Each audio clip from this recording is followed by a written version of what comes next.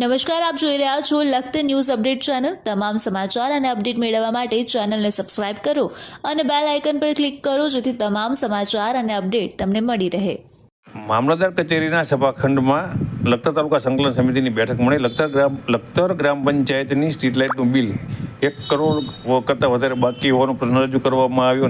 Narmada GWIL સહિતના પ્રશ્નો રજૂ કરવામાં આવ્યા।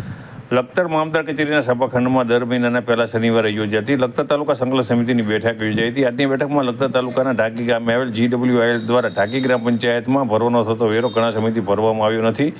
સાથે લખતર તાલુકામાં પસાર થતી નર્મદાની મેન કેનાલ સાથે જુદી જુદી બ્રાન્ચ કેનાલના પ્રશ્નો રજૂ કરવામાં આવ્યા હતા। સાથે લખતર PGVCL દ્વારા લખતર ગ્રામ પંચાયત પાસે સ્ટ્રીટ લાઇટના બિલ પેટે 1 કરોડ જેટલા રૂપિયા લેવાના નીકળે છે અને આ બિલ બાકી છે। અવારનવાર રજૂઆત કરવા છતાં લખતર ગ્રામ પંચાયત સ્ટ્રીટ લાઇટનું બિલ ભરતી નથી, તેનો પ્રશ્ન રજૂ કરવામાં આવ્યો હતો। ત્યારે PGVCLના અધિકારી દ્વારા માર્ચ એન્ડિંગ સુધીમાં લાઇટ બિલ ભરવું જરૂરી છે તેમ જણાવવામાં આવ્યું હતું। ત્યારે ઢાંકી ગ્રામ પંચાયત સરપંચ અને સંકલન સમિતિના સદસ્ય પ્રભુભાઈ મકવાણા દ્વારા જણાવવામાં આવ્યું હતું કે જો GWIL બાકી વેરો નહીં ભરે તો ના છૂટકે તેમને પંચાયત ધારા મુજબ GWILના યુનિટને સીલ મારવાની ફરજ પડશે।